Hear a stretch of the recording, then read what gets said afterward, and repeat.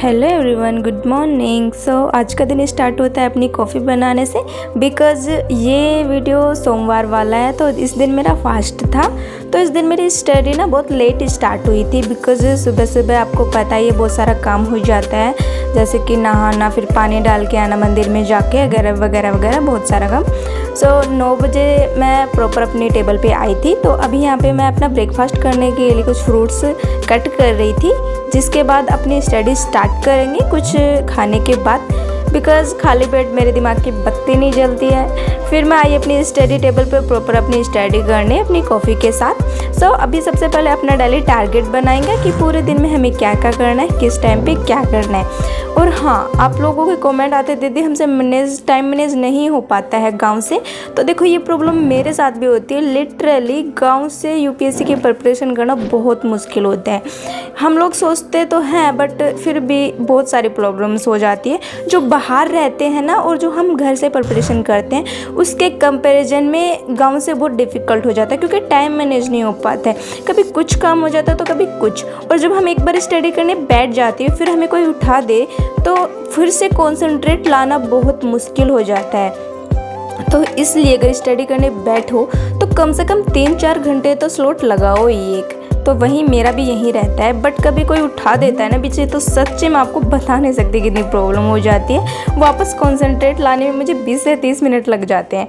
तो इसी तरीके से फिर फर्स्ट सेशन मैं अपना करी थी अपना हिंदी साहित्य का। तो आज हिंदी साहित्य से रिलेटेड आप लोगों के कुछ कमेंट रहते हैं, डाउट्स रहते हैं, वो क्लियर कर लेते हैं। तो यहाँ पे मेरा फर्स्ट स्लॉट जितना भी रहेगा, बड़ा सारा मतलब कि लॉन्ग, वो मैं अपना हिंदी साहित्य का ही रखने वाली हूँ। टाइमिंग सेट करके रखी थी मैंने। सबसे ज़्यादा आप लोग पूछते हो कि दीदी क्या हिंदी साहित्य ऑप्शनल के लिए नोट्स ही काफ़ी है या फिर कुछ अनदर चीज़ें भी ऐड करनी पड़ेगी या बुक्स वगैरह। तो देखो, मैं आपको पर्सनली रिकमेंड नहीं करूँगी।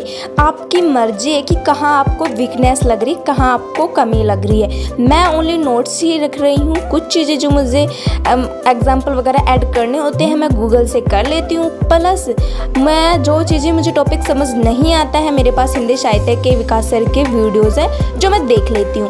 तो आप ये वीडियोस को यूट्यूब चैनल पे भी आपको फ्री मिल जाएंगे, या फिर टेलीग्राम पे आप सर्च करोगे ना हिंदी साहित्य लिख के, तो विकास सर के, तो वो आपको मिल जाएंगे। तो वहाँ से आप कोई चीज़ समझ में नहीं आ रही तो आप समझ सकते हैं। बाकी मैं पर्सनली आपको रिकमेंड नहीं कर सकती हूँ, क्योंकि मैं भी एक एस्पिरेंट ही हूँ। मैंने अभी कोई मतलब कि ऐसा थोड़ी ना मैंने अपना जो एग्ज़ाम पास कर लिया और मैं बन गई।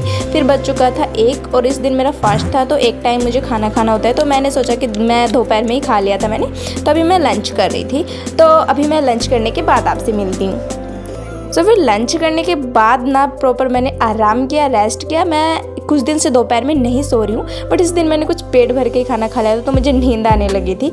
बिकॉज़ मैं स्किप कर रही हूँ दोपहर में सोना। तो अभी वहीं चल रहा है अपना रूटीन। फिर मैं उठ के आई थी 4 बजे। तो 4 बजने वाले थे। दैट मैंने सोचा कि चलो अब जल्दी से अपना सेकंड स्लॉट लगा लेते हैं। बिकॉज 9 बजे से प्रॉपर 1 बजे तक मैंने अपने हिंदी साहित्य का स्लॉट लगाया था मॉर्निंग में।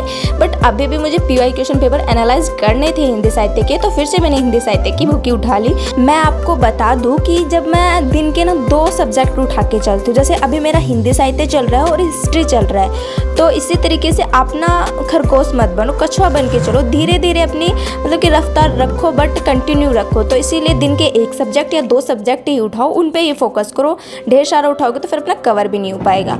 एंड फिर मैं अपने जो पीवाई क्वेश्चन पेपर एनालाइज करके अपना द हिंदू का एनालिसिस कर रही थी। तो वो मैं द हिंदू का एनालाइज करती हूँ दीपक एजुकेशन से। मतलब कि बार बार बताती हूँ, आप लोग भी बोलते हो, बहुत सारे लोग इनसे करते हैं।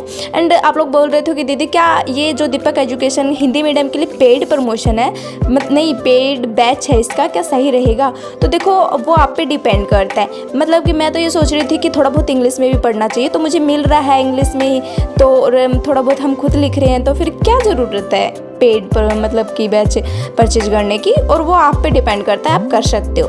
फिर मैं यहाँ पे अपने लिए थोड़ी भूख लगी थी मुझे इवनिंग में, तो इवनिंग का आज मेरा यही था, थोड़े बनाना ही खाए थे। फिर जो अपना नेक्स्ट स्लॉट है वो हिस्ट्री का करें, स्पेक्ट्रम बुक। स्पेक्ट्रम बुक के मैं 100 पेजेस का टारगेट लेके चलती हूँ, बट 100 पेजेस कभी कभी कंप्लीट हो पाते हैं। क्या होता है ना कि कभी मतलब कि 80 पेज हो जाते हैं, कभी 90 पेज हो जाते हैं, इस तरीके से कंप्लीट होते हैं। पूरे 100 नहीं हो पाते, कभी कभी 100 भी हो जाते हैं। तो मतलब कि टारगेट तो पूरा लेके चलो 100 तक और कोशिश करो, बट काफ़ी हद तक अगर 10 पेज 20 पेज नहीं भी हुए तो कोई बात नहीं है, बट खुशी तो मिलेगी हाँ इतने तो हुए हैं। क्योंकि दिन में अगर मैं आपको बताती हूँ आज, अगर आप एक दिन में 2 सब्जेक्ट लेके चल रहे हैं ना, तो आप जैसे कि 2 बुक उठा ली, हिस्ट्री की उठा ली, स्पेक्ट्रम और पॉलिटिकल की उठा ली, तो आसानी से आप पूरे दिन में 100 पेज उसके पढ़ सकते हो।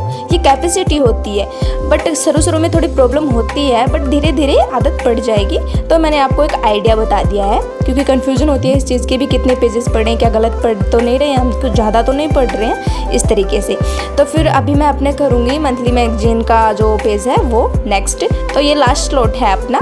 तो यहाँ पे मैं अपनी मंथली मैगजीन करती हूँ, डेली के 10 पेजेस करती हूँ, और इस तरीके से महीने में मैं इसको 2-3 बार रिवाइज कर लेती हूँ। तो इस तरीके से तो आज का व्लॉग अपना यहीं पे ख़त्म होता है, क्योंकि जो अपना जो स्टडी स्लॉट था वही मैंने दिखाई आज, अनदर चीज़ें नहीं दिखाई। तो आज का वीडियो आपको कैसा लगा ज़रूर बताना कमेंट करके, एंड हाँ न्यू हो तो सब्सक्राइब कर लेना, और हाँ आपको 1 मिनट लगेगी लाइक और प्यारा सा कमेंट ज़रूर कर देना।